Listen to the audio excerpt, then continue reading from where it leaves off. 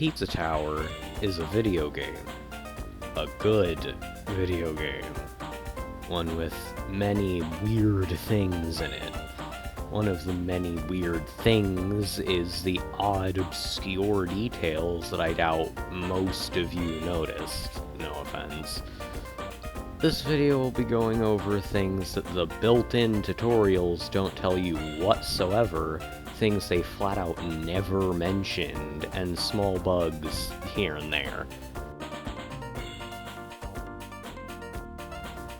You may or may not have known that if you held the Mach run button without pressing the direction you're facing, your speed will cap out at Mach 3, which is just barely fast enough to take out enemies and break through metal blocks.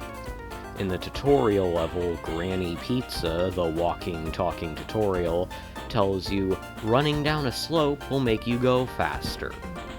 Well, if you just hold the Mach run button and nothing else, while running down a slope, you'll be forced to gain speed.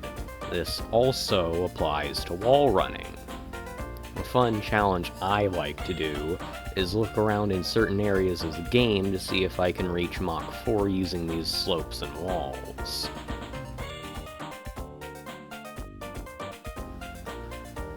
Peppino does and doesn't have a speed cap. What do I mean by that? Well, I'm glad you asked, non-existent audience member. If you're normally running around a level, the fastest speed you can reach is Mach 4, which allows you to travel at 20 pixels per frame. For reference, a typical platformer has your main character's max speed around 5 to 7 pixels per frame. Now that we've brought up the does, let's bring up the doesn't. Every time you're at 20 pixels per frame and you touch a speed booster object, it pushes you past 20 pixels very, very slowly. The easiest noticeable example of this in the base game is in the crumbling tower of pizza towards the end.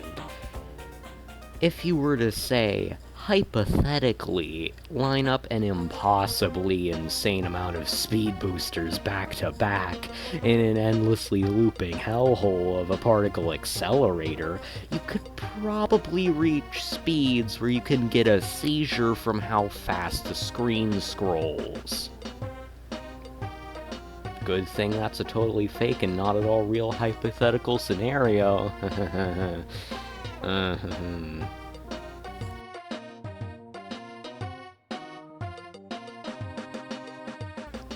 In Pizza Tower, there are things called transformations. They act similarly to power-ups, but instead of adding to your arsenal, they completely change and usually limit your arsenal. One of the first transformations you see is the ball transformation. You constantly roll forward, can hop around, and can only stop by bonking into a wall. Did you know by holding back you can slow down your rolling, and by holding forward you speed up? In fact, slowing down the roll is used in speedruns of the golf level to skip over a short bit of the level to save time. In Floor 2, you meet Mort the Chicken from, you'd never guess the name, Mort the Chicken on PS1. With Mort, you can double jump, do a swing attack, and that's it. That's what you think.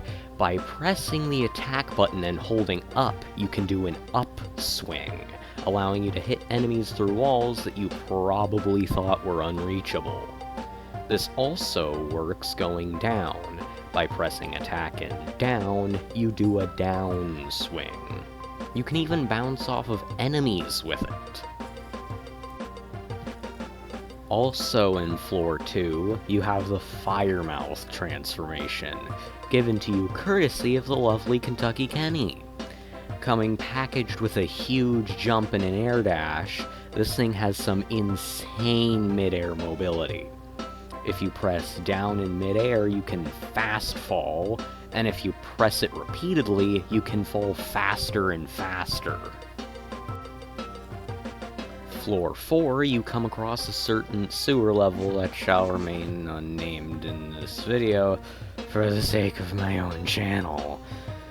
In here we see the sticky cheese transformation. All it can do is stick to walls and wall jump. Well, if you stick to a wall, hold down, and jump, you can move down the wall, so you can adjust yourself. It also works as a way of getting off of a wall you didn't mean to stick to.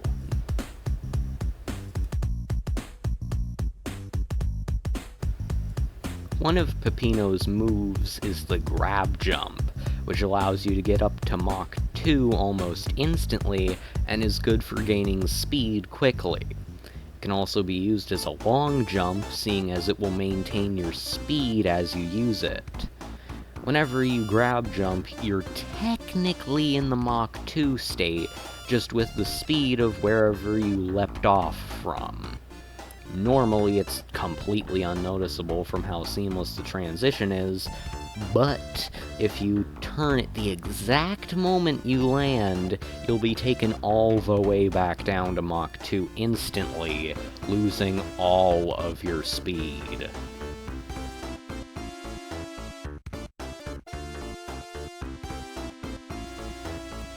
In the final phase of most of the boss fights, all projectiles, enemies, and useful objects disappears almost instantly.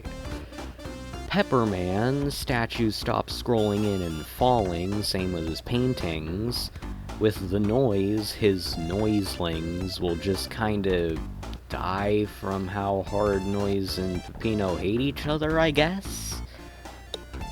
And in the final phase with Pizza Head, the final boss, your buddy Gustavo gets thrown off and stops spawning in to help you to let you take him down all on your own.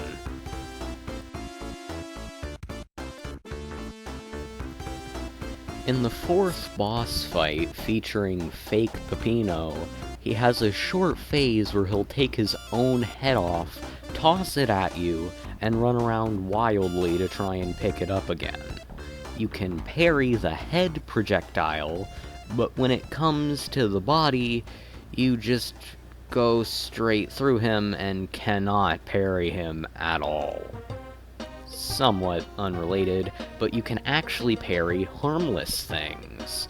Kentucky Kenny's spicy fried chicken can be reflected, Pepperoni Goblin's kick that turns you into the ball can be parried, and same goes for the pepperoni bats that do the same thing in Pizza Scare. And going back to fake Peppino, you can parry his body slam after he's landed and can't hurt you anymore.